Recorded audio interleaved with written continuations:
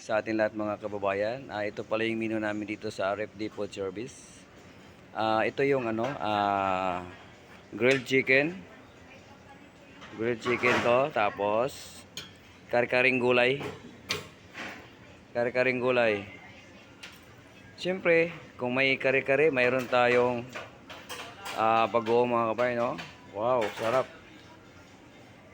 Diba? Ito naman yung chapsoy na gulay mga kabayan. Yan. Chapsoy. Good for the health nito. So kaya kailangan kain tayong gulay araw-araw. Ito naman yung beef with mushroom gravy sauce. Yan.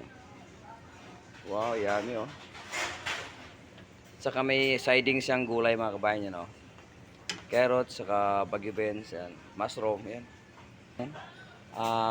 Sarasyadong isda. Yan, wow, sarap oh. Sarasyadong isda. Alumahan to mga kabayan.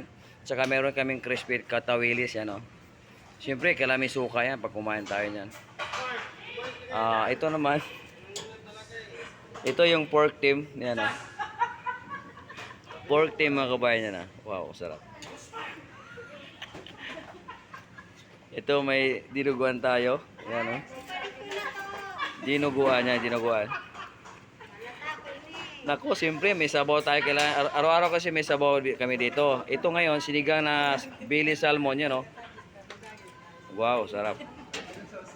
Yun lang mga kabayan. Yun lang menu for the day namin sa araw ng Martes. Thank you for watching. Mga kababayan, i-share ko lang yung menu namin dito sa RFD Food Service dito sa native banda. Ito yung grilled tuna with garlic mga kabayan.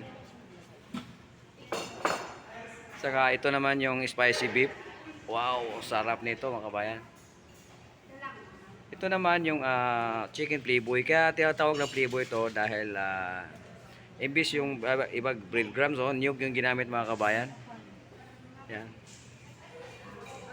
Ito naman yung pork stick ala cream. Ito yung dessert tsaka salad dyan. Ito naman yung pinanghang na sitaw. Siyempre may isda tayo, sinanglay na tilapia.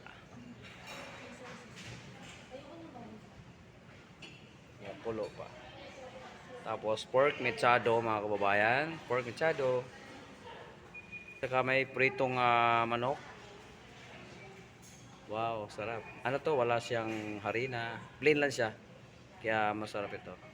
Ito yung papaitan to mga kababayan, papaitan. Wow, sarap oh. Papaitang laman ng loob ng baka. Ito saglit na maubos to mga kabayan. Pinipilahan dito yan. Yun lang. Thank you for watching.